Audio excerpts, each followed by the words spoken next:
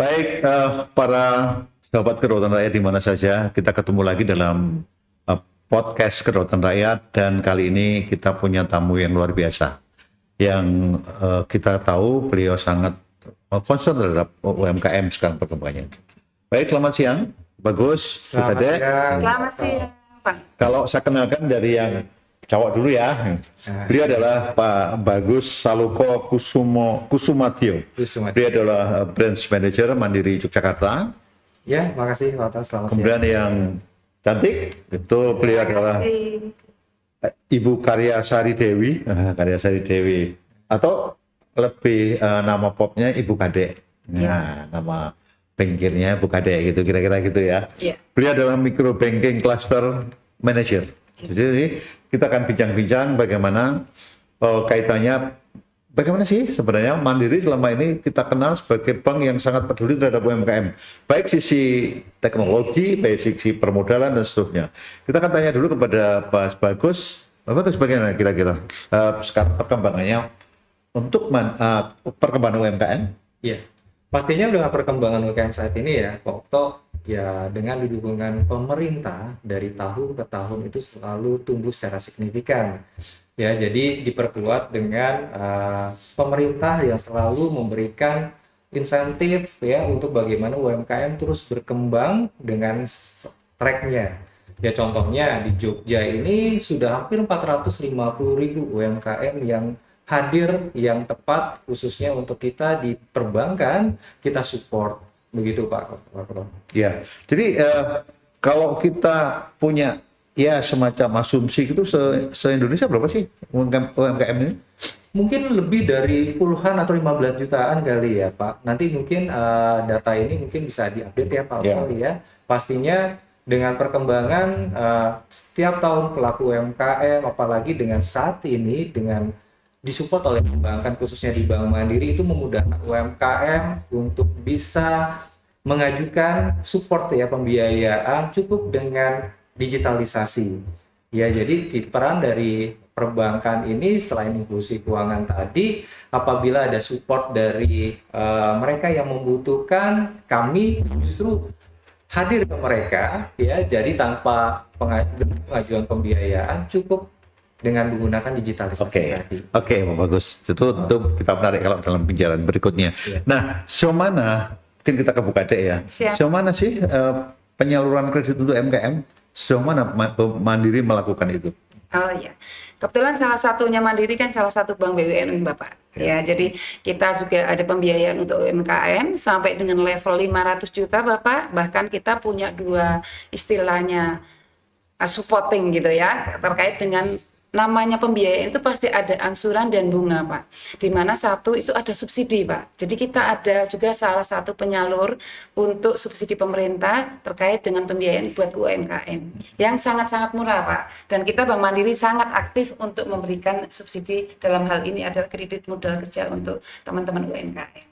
Nah, tentu kita lihat kita di Jogja termasuk kuat UMKM. Iya, Pak. Nah, tapi bagaimana sih bisa membatasi itu, Pak Bagus? Kira-kira bagaimana syarat-syarat misalnya UMKM akan meminta kredit dari KUM ya dan seterusnya itu? Kira-kira bagaimana? Iya, sebenarnya engine atau mesinnya dalam dunia perbankan yang sudah menuju ke arah digitalisasi perbankan untuk bagaimana para pelaku UMKM membutuhkan support pembiayaan, yaitu tadi kami selalu siapin namanya mitigasi resiko. Nah, mitigasi resiko itu sudah dalam bentuk digitalisasi. Makanya pada saat pelaku UMKM membutuhkan misalnya tadi pembiayaan, kami punya namanya aplikasi, di mana aplikasi ini sebagai 4I-nya ya. Jadi dibilang kalau di dunia perbankan tuh ada mitigasi resiko dari 4I sistemnya, di mana pada saat pengajuan aplikasi sistem itu akan membaca apakah ini layak atau tidak. Ya, kalau dibilang dari sisi kelayakan, pastinya kelayakan itu standarnya adalah dengan usaha-usaha yang disupport khusus untuk pemerintah, seperti apa usaha perdagangan, jasa, kemudian kos-kosan itu bisa masuk. Dan pastinya nanti kita ngelihat mitigasi resiko yang ada di engine aplikasi tadi seperti itu Pak. Kalau di Yogyakarta terbanyak apa di usaha bisnis yang masuk di sini? Iya, kalau dibilang Jogja ini agak istimewa karena Jogja ini terlihat adalah kalau diketahui bahwa Jogja itu hidup karena pariwisata dan universitas, ya kan? Mungkin lebih dari kurang lebih 700 dunia usaha perhotelan, bahkan 88.000 mahasiswa yang ada di kota Jogja. Nah, ekosistem dari pariwisata dan ekosistem dari universitas yang kita bisa support, kebanyakan dari situ. Yang mana, kalau melihat dari ekosistem pariwisata, pastinya kuliner ya Pak, stok oleh-oleh, ya, oleh-oleh ada Jogja terkenal bapia, gudeg, ya. Kemudian dari ekosistem universitas, itu pasti dengan kos-kosan, warung, jasa laundry, seperti itu yang kita bisa support. Itu dari Pareto atau pebisnis yang kita bisa akuisisinya di situ. Jadi tidak sulit ya untuk sulit. bisa mengambil kredit tadi yang dikatakan karena memang sifatnya untuk membantu itu. Benar. Baik itu ke Bukade kira-kira. Ya. Jadi kalau kita lihat kredit selama ini, sejauh mana sih ada yang kredit bermasalah atau NPL-nya? Nah, disampaikan Pak Bagus tadi bahwa proses kita salah satunya itu sangat mudah ya Pak, dengan cara kita 4S-nya itu bahkan dengan caranya teknologi gitu ya. Jadi kita nanti pertama kali seperti standar pada umumnya pembiayaan untuk perbankan, kita mesti mengadop ataupun melihat rapotnya istilahnya gitu ya Pak yang ada di OJK. Gitu ya, orang mungkin dulu dengarnya BI gitu, laporan BI gitu, namanya sekarang SLIK OJK karena sekarang pengelolanya adalah OJK. Nah dari situ untuk menjadi dasar kita bahwa riwayat istilahnya calon nasabah ataupun UMKM tersebut layak tidak diberikan pinjaman, kemudian histori selama ini angsurannya bagus atau tidak tercapture di situ Pak, dari laporan ataupun report atau rapotnya di OJK. Nah dari dasar itu fungsinya kita untuk memvalidasi, makanya kita perlu adanya survei. Gitu. Ya. Gitu Pak. Jadi menurut pandangan Ibu gitu, Ya. kira-kira UMKM di mayoritas ya atau tidak. Tapi sahabat KR, sebelum saya lanjutkan ya, jangan lupa like, subscribe, dan komentar. Jangan lupa ya. Iya. Oke. Iya, betul.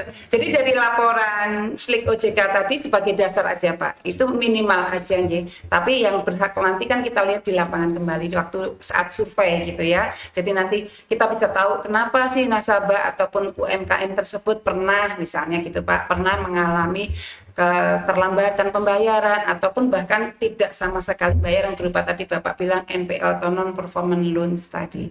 Nah, itu kan memang tercapture untuk SLIK OJK sampai 10 tahun Pak akan terbaca oleh OJK. Jadi kita nanti verifikasinya adalah waktu kita survei kita tanyakan sebabnya bagaimana, kemudian penyelesaiannya atau sudah selesai atau belum. Seperti itu.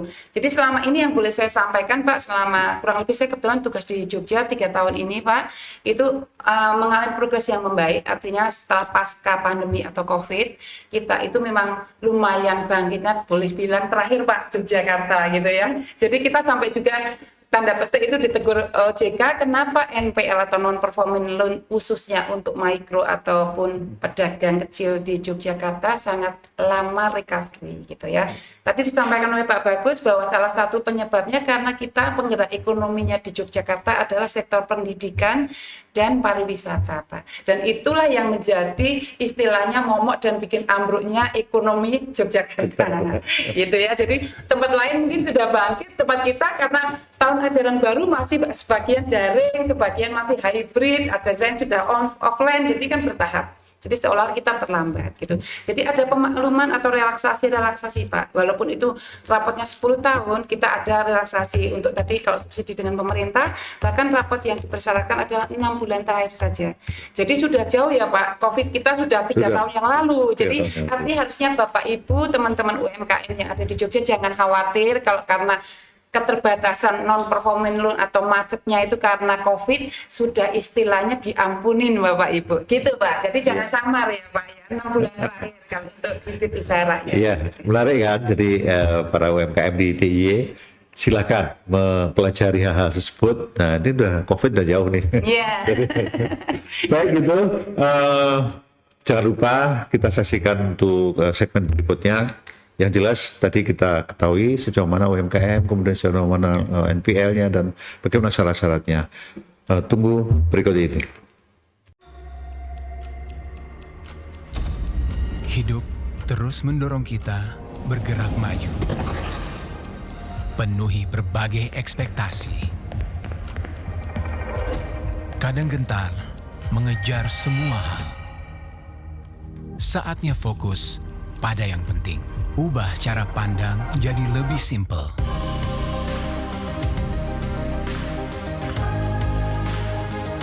Tentukan prioritas yang lebih jelas. Pencarian yang lebih mudah.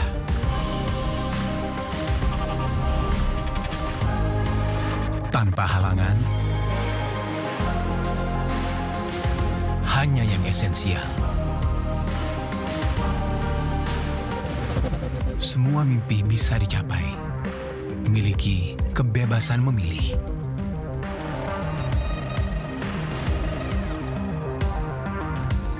Investasi mudah untuk tumbuh di setiap langkah.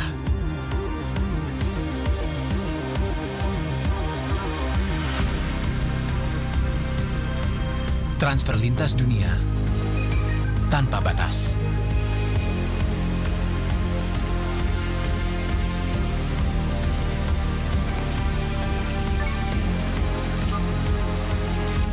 Kebutuhan finansial hingga lifestyle terpenuhi dalam satu aplikasi.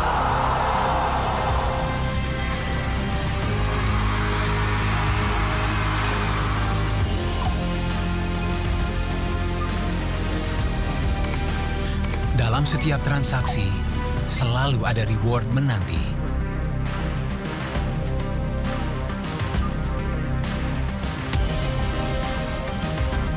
Mulai langkahmu hari ini. Buka tabungan sekarang, kapan saja, di mana saja. Be simply beyond with Livin' by Mandiri, Beyond Super App. Kembali lagi kita ketemu dalam bincang-bincang podcast Kelautan Rakyat, dan kali ini kita ketemuan dua orang tokoh, dua orang bengkel yang luar biasa di Yogyakarta. Pak Bagus, bagaimana kelanjutan ya? Kalau kemudian tadi ada para UMKM, bagaimana Mandiri membimbing mereka dengan kapasitas pelatihan, literasi dan sebagainya. Ya, Bank Mandiri selalu hadir, Pak. Ya, apalagi tadi di awal mungkin kita bicara bahwa Jogja itu istimewa tadi ya, banyak pelaku UMKM ya yang ekosistemnya berasal dari ekosistem pariwisata maupun ekosistem kuliner. Nah, peran kami di sini adalah pastinya memperkenalkan dulu di Bank Mandiri sebagai pintu gerbangnya dulu. Ya, dengan cara apa? Pertama, kami hadir dengan inklusi keuangan. Inklusi keuangan, tahulah ya Bapak, saat ini kan banyak mereka-mereka ini belum terjangkau dengan perbankan.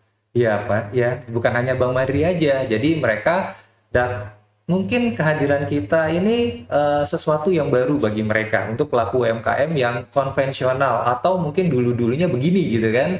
Ya dengan contoh misalnya udahlah dengan model lama aja berjalan tanpa didampingi digitalisasi perbankan, pembayaran sistemnya masih tunai ya. Dengan hadirnya Bank Mandiri pasti kita mendorong dengan program Bank Indonesia yaitu dalam cashless juga dengan inklusi keuangan tadi. Nah, apa upaya kita? Pastinya tadi ya pintu utamanya adalah kita melakukan sosialisasi bahwa perbankan ini tujuannya apa untuk masuk ke masyarakat. Seperti bagaimana memperkenalkan inklusi keuangan. Kemudian mereka ini kita dampingi. Ya misalnya di satu kelurahan di mana di jalan, contoh kita ambil di Mangkubumi yang kebanyakan usahanya adalah angkringan, kemudian toko oleh-oleh. Nah, kita coba dampingi dengan cara apa? Ya, dengan cara bagaimana memperkenalkan sistem pembayaran juga ya. Kemudian dipraktekkan dengan sistem digital di perbankan juga. Bagaimana juga nanti ke depan kita dampingi terus-terusan, tujuannya apa? Supaya mereka sudah menjadi expertise atau sudah terbiasa. ya, untuk memperkenalkan tujuannya untuk pembayaran. Hal yang baru bagi kita adalah, bagi mereka khususnya adalah bagaimana kita sebagai perbankan jangan pernah lelah mendampingi, ya, sehingga mereka benar-benar terjun sudah layaknya kondisi saat ini, transaksi sudah menjadi cashless. Itu yang tujuan dari cashless atau inklusi keuangan gitu. Iya, ya makin menarik kan para UMKM itu ya. Kita saksikan tadi bagaimana sudah mulai cashless ya tadi, banyak sekali program-program Benar itu. Pak Tok, ya.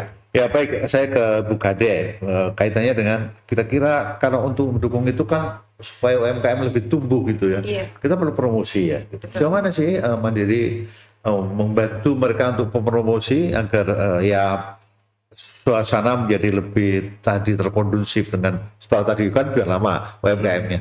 Ya. Maksud saya COVID-nya. Ya. Bagaimana? Betul.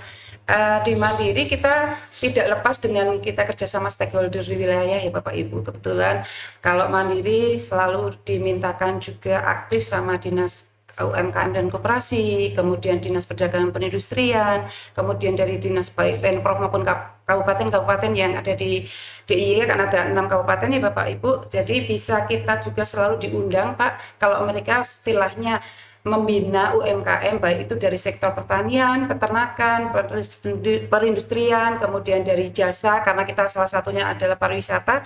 Di sini banyak juga usaha jasa Pak, salah satunya kos-kosan, homestay, kemudian sewa motor, sewa mobil gitu ya. Jadi kita sering diundang untuk melakukan literasi kepada kelompok-kelompok tadi, baik itu dari Dinas Perdagangan Perindustrian, Pertanian, Peternakan, ataupun dari sektor istilahnya pariwisata itu sendiri. Jadi kita selalu diberikan waktu untuk bertemu dengan bertatap muka langsung dengan binaan daripada dinas-dinas tersebut, Pak. Ya, baik itu. Kembali ke Pak Bagus. Kalau kita lihat bahwa begitu aktifnya gitu ya Bang Mandiri. Nah, satu pertanyaan kemudian, apakah ada kesulitan untuk membina UMKM DIY? Karena kalau kita lihat ya tadi kan berbagai macam usaha-usaha mereka. Iya. Ya, dibilang mudah butuh effort ya pastinya ya Pak. Ya. Dibilang susah memang kewajiban kita sebagai perbankan untuk membina. Selain tadi mungkin program bina lingkungan, kemudian kita kerjasama dengan dinas koperasi, dinas UMKM, kita juga punya rumah BUMN yang tujuannya adalah untuk pendampingan. Nah, nggak ada kata yang mudah atau sulit dalam hal bagaimana kita bisa memberikan sesuatu yang lebih untuk masyarakat, khususnya UMKM. Karena dengan kondisi saat ini diharapkan UMKM adalah penggerak ekonomi. Jadinya banyak perbankan mitra ini yang memang punya andil bagaimana UMKM ini bisa tumbuh besar untuk menggerakkan sektor ekonomi khususnya di kota Jogja. Nah, pastinya dibilang dengan mudah dengan sistem sekarang ini memudahkan kami untuk penetrasi pasar. Contohnya ya, tadi kami punya digitalisasi perbankan, kemudian kita punya aplikasi yang namanya Living Merchant ya. Kemudian kita dalam hal edukasi ke nasabah, kita punya kerjasama dengan dinas koperasi yang rutin, khususnya dinas koperasi UMKM yang rutin untuk memberikan kelas inklusi keuangan. Kita kerjasama dengan OJK juga dalam hal pemberian pendampingan untuk UMKM yang rutin kita lakukan. Hampir kegiatan itu selalu ada di setiap bulannya. Nah, ini tidak hanya peran perbankan, perannya lembaga seperti OJK, Bank Indonesia, stakeholder, ya, pemerintah DIY yang bisa mensukseskan UMKM ini bisa dibilang naik kelas, bisa sebagai penggerak roda ekonomi, Pak. Begitu, Pak Okto. Jadi maksud saya, apakah ada membina dalam hal ini UMKM itu ada kesulitan-kesulitan yang kemudian perlu lebih dalam gitu? Ya, kalau dibilang kesulitan tadi ya, Pak. Kesulitan, nah kalau di range UMKM kan faktor usia pasti ada ya, Pak. Ada usia yang sekarang UMKM, faktor usia yang butuh pendampingan benar itu adalah bahwa faktor usia yang pengaruhi, Pak.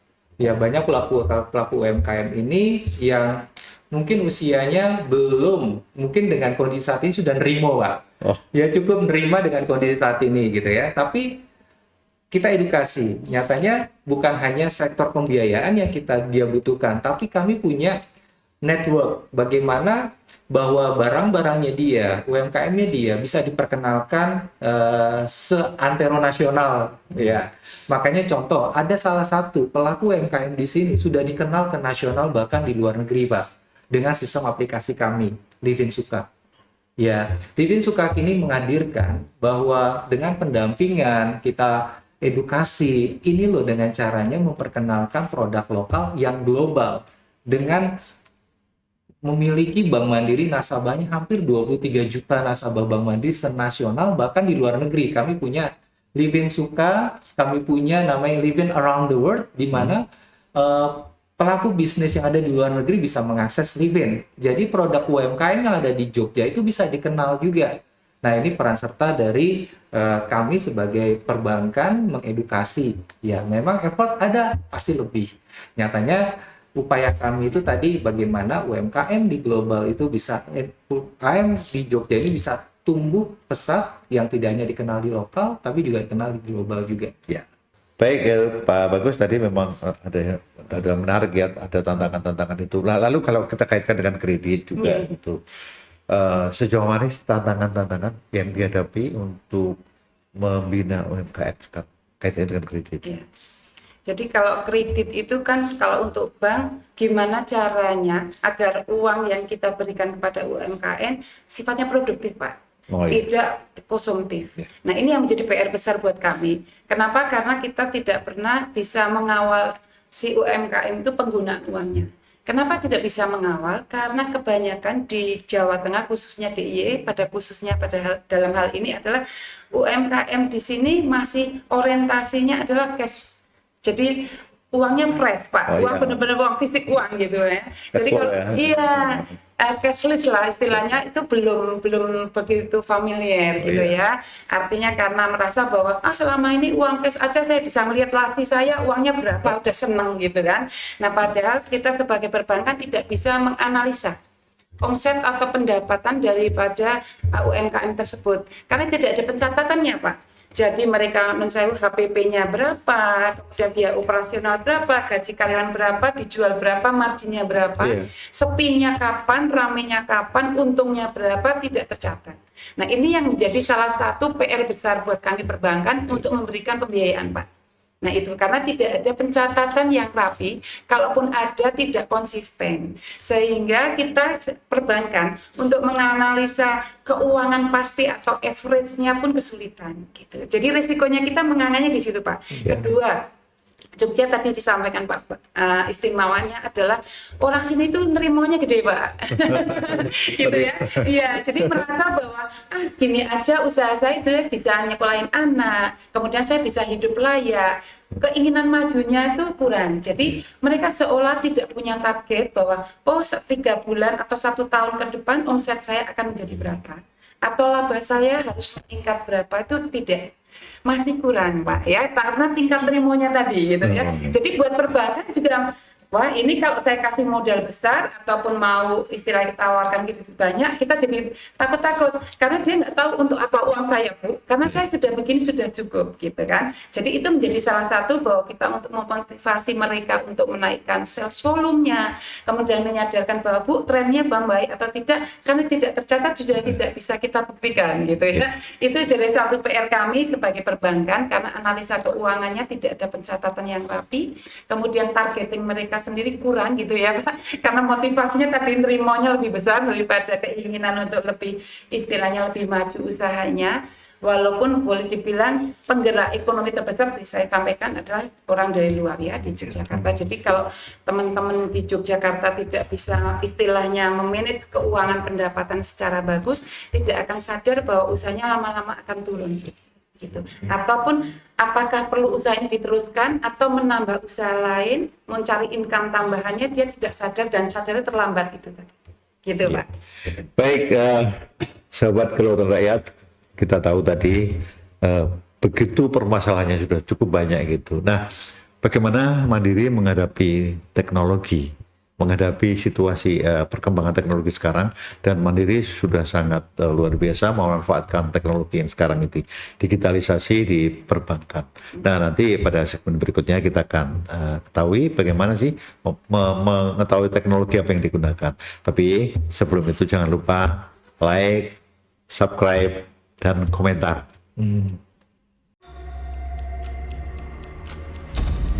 Hidup terus mendorong kita bergerak maju. Penuhi berbagai ekspektasi. Kadang gentar mengejar semua hal. Saatnya fokus pada yang penting. Ubah cara pandang jadi lebih simpel.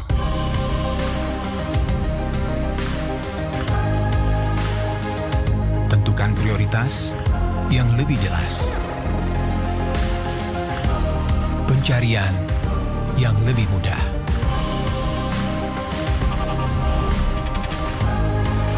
Tanpa halangan, hanya yang esensial. Semua mimpi bisa dicapai. Miliki kebebasan memilih.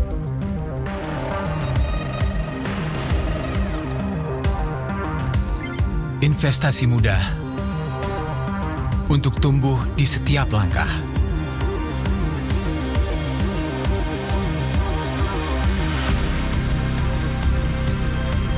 Transfer lintas dunia tanpa batas.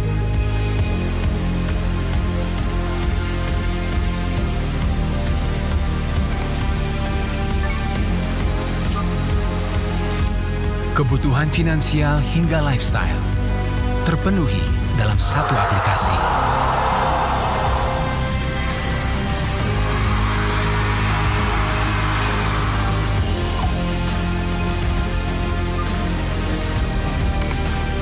Dalam setiap transaksi, selalu ada reward menanti.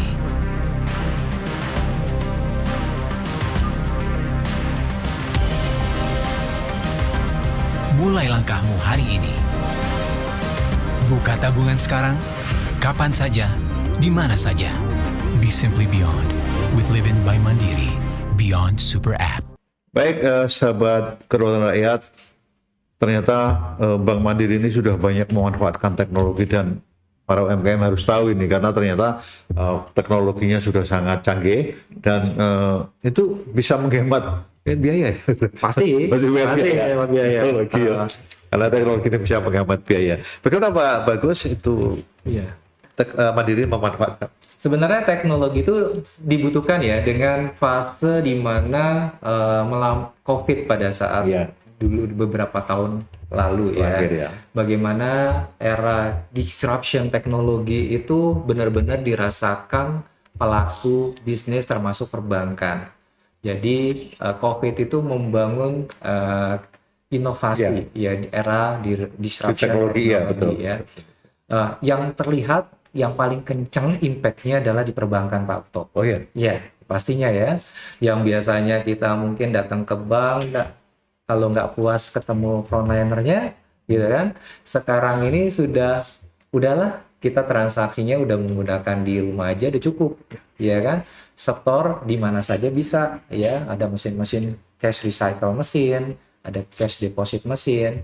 Untuk transfer cukup di tidak perlu datang ke cabang, cukup menggunakan teknologi yang hampir semua perbankan sudah memiliki teknologi digital perbankan.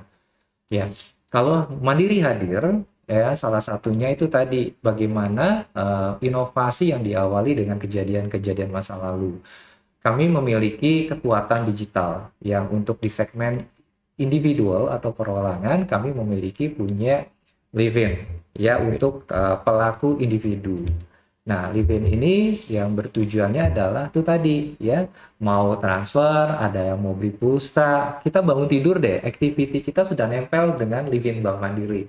Contoh, ya kalau kita bangun tidur, kadang kan mikir pulsa rumah itu sudah kisi belum gitu kan? Kira-kira awal bulan ini tagihan PDAM kita sudah terbayar belum ya gitu kan? Atau tagihan rumah saya sudah terbayar belum? Kemudian karena awal bulan dan awal tahun ajaran waktunya pembayaran SPP kan gitu ya Pak. Iya. Sekarang SPP dulu mungkin titip anak sekolah gitu kan, anaknya sekolah dulu datang ke kantor sekolah untuk bayar SPP. Sekarang udah nggak perlu, banyak institusi sekolah, universitas itu udah modal pembayarannya menggunakan perbankan. Nah, dengan perkembangan teknologi yang sangat cepat, khususnya di dunia perbankan, ya semua akses mudah dijangkau. Contoh tadi ada Livin, kemudian untuk UMKM.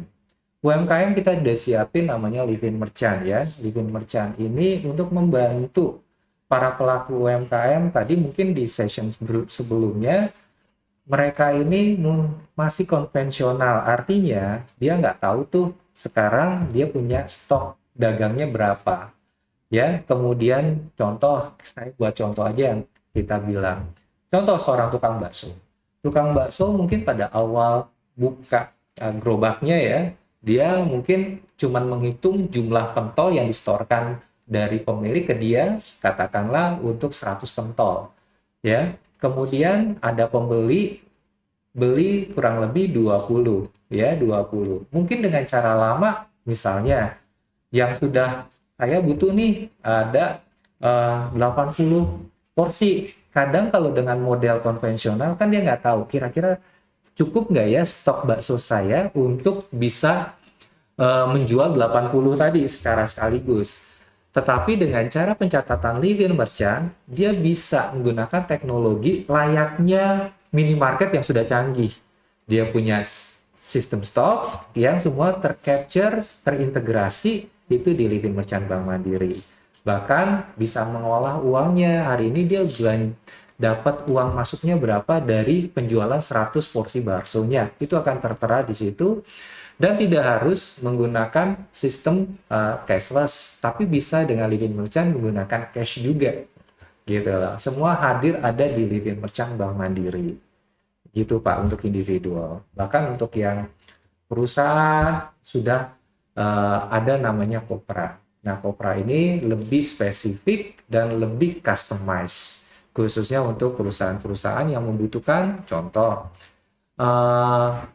sekolah, gitu ya, saya bilang universitas. Kalau sekolah kan dalam hal pembayaran, contohnya cukup selama ini tadi di awal siswa datang ke sekolah untuk membayarkan SPP, ya titip ke anaknya. Tapi sekarang orang tua bisa lakukan pembayaran dengan sistem virtual account, gitu Pak. Hal-hal mudah ini sudah hadir di sistem digital perbankan Bank Mandiri. Ya, baik itu. Jadi kayaknya memang kita lihat platform digital itu memang sudah betul-betul dimulai dan dilakukan. Benar, lebih mudah, lebih customized gitu lah. Gitu. Atau dibilang sekarang user friendly ya. Ya. Gitu. Dan DIY sudah banyak yang melakukan itu di DIY? Sudah, ya hampir nasabah di saat dia membuka rekening di Bank Mandiri, ya dia sudah kita kenalkan menggunakan Livin Bank Mandiri. Kemudian setiap nasabah-nasabah yang membutuhkan support pembiayaan Bank Mandiri, kita dalam satu paket kita bukakan Livin Merchant Bank Mandiri, kemudian hadir kris pembayaran. Ya, kemudahannya adalah kris pembayaran kami hadir tanpa biaya. Ya, biaya diberikan untuk pelaku UMKM hanya 0%. Jadi setiap nanti ada pembelanjaan, jadi tidak was-was nih, saya nanti dipotong biaya berapa sih gitu kan. Tetap dia akan mendapatkan uang sebesar misalnya belanja hari ini, ada yang menggunakan kris pembayaran 100.000, maka dia akan terima 100.000. Dan enaknya, tidak perlu menggunakan settlement dalam satu hari, si toko udah nggak was-was lagi. Artinya dia nanti ada jadwal terima uangnya jam 8 pagi, jam 4 sore, jam 8 malam akan rutin masuk ke rekeningnya dia secara otomatis. Itu Pak. Oke. Baik, itu menarik ya. Kemudian ke Bu Kade, kira-kira dalam kredit gitu, para UMKM ini apakah sudah juga banyak menggunakan sistem digital yang dimanfaatkan oleh mereka untuk Bank Mandiri? Iya Pak, terima kasih Pak. Jadi sampaikan Pak, istilahnya kita salah satu bagian dari Bank Mandiri ya Pak ya.